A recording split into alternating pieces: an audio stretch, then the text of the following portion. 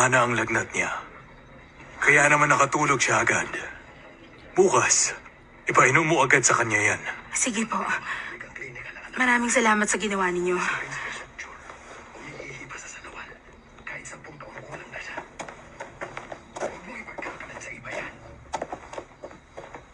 Salamat sa iyo. Maaari ka na magpahinga sa iyong silid.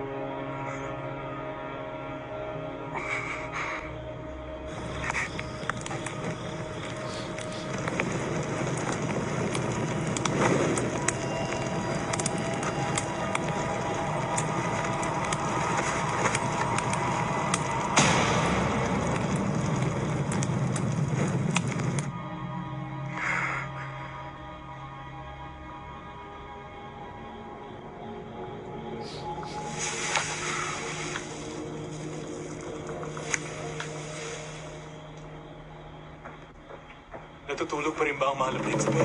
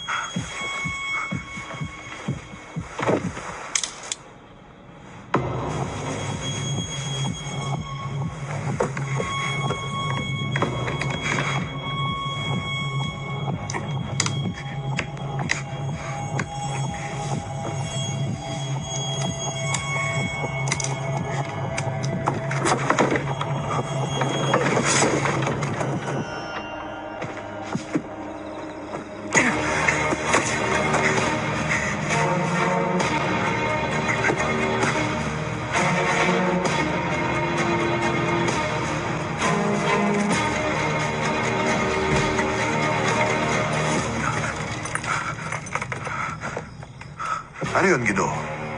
May... Isang galing sa... silid ng prinsipe at dumaan sa bintana. Hanapin niyo. Opo.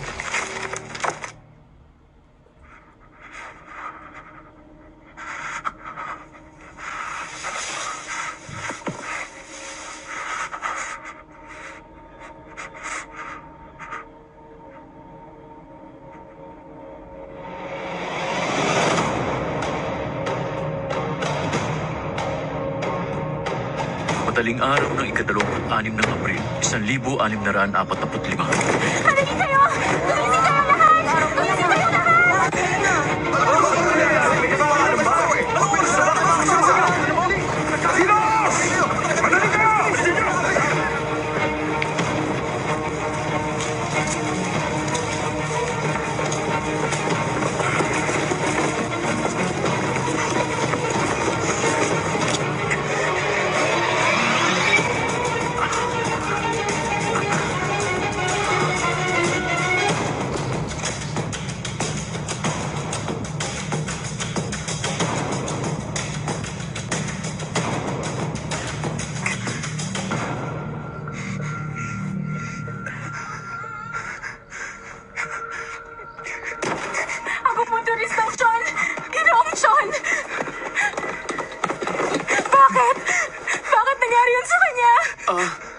Mga motorista!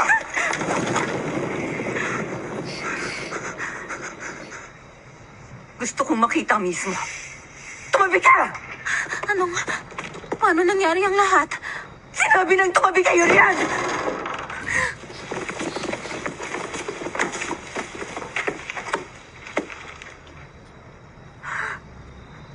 Tumabi ka dyan! May kautusan na hindi pwedeng papasukin sino man. At sino ka para pigilan?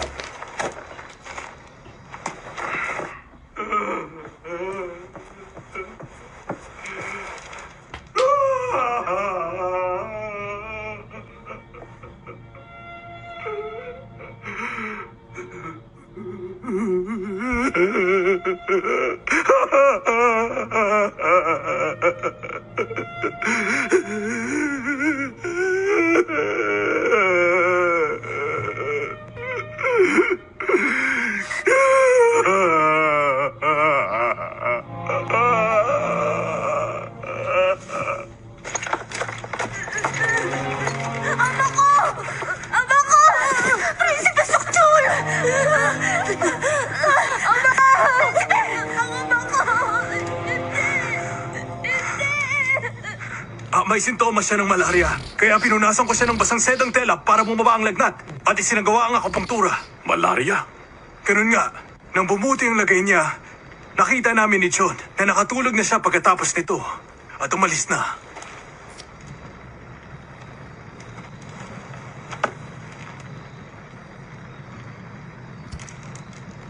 Totoo bang lahat ang sinasabi niya?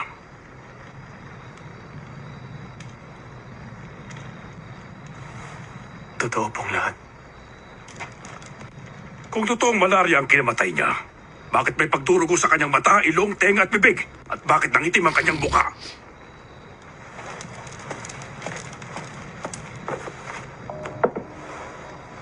Ang lasong ito ay mula sa mahatikang klinika. Ang sintomas na nakita ay mga tandang nakikita pag ginamitan ng lasong ito. Tiyak na may gumamit ng lasong ito upang lasunin ang mahal na prinsipe!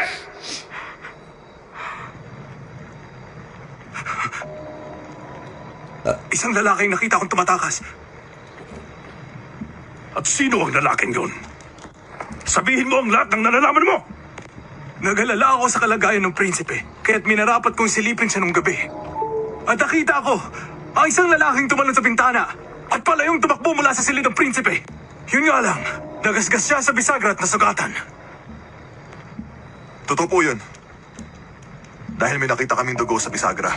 Kung gano'n sinasabi mong siya naglason sa prinsipe, Ayon sa pangyayaring yun, ang lalaki po na nasugatan ay siyang mismo naglason. kamahalan. Kailangang ipaalam sa Ching ang tungkol dito. Nangako kayo sa Ching na ang mahal na prinsipe ang susunod sa trono niyo, kamahalan. At kung hindi natin ipaalam sa Ching ang tungkol sa pagkamatay ng prinsipe, ang kahiyang inabot natin noon sa Namhan Sanchong ay posibleng mangyaring muli. Kamahalan! Kamahalan! Tulungan niyo! Ano nangyari? Unang manggagamot! Kailangan ng lunas ng kamahalan! Apo! Kamahalan! Napaparilisa ang kalahating katawan! Choagilos! Dala mo ba ang mga karayong mo riyan? Dala. Dali. Turukan mo siya. Sa puntong bandang leeg at bandang pisngi niya. Opo. Isarang lahat ng tarangkahan. Hanapin ang lalaki may sugat sa binte. Kailangan mahuli ang kriminal. At ipataw ang pinakamatinding parusa.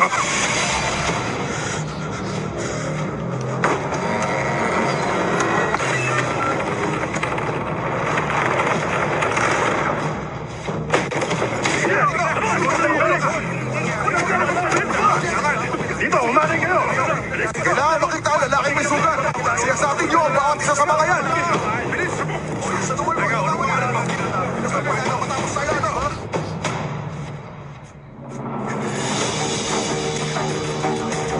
Si Iyong Ik ang naglason sa mahal na prinsipe.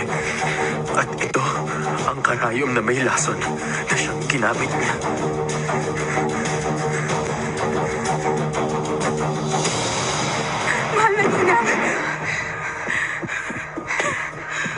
Ano nangyari? Ang mahal na prinsipe. Nilason po, mahal na ginang. Ano? Pero ang bulag na ang gupunterista ay sinasabi, Anong gagawin niyo sa kanya?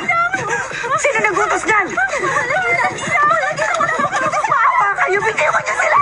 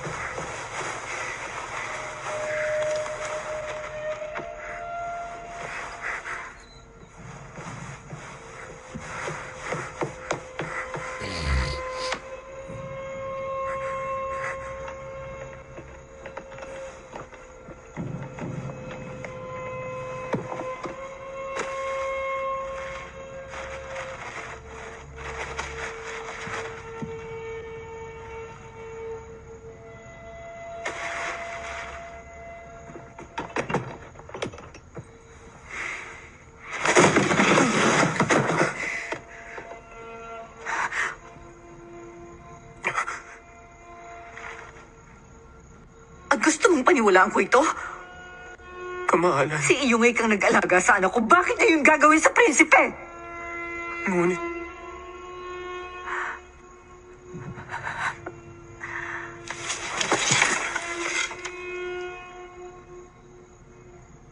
Kamahalan, May tao ba riyan?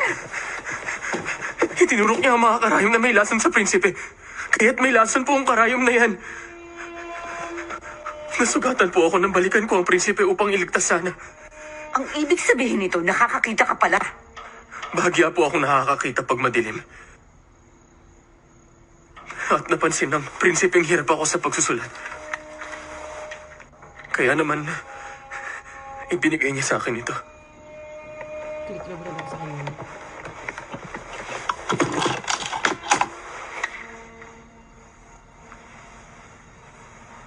Nakita mo ba kung nasaan ang lenteng dala ko mula, Ching?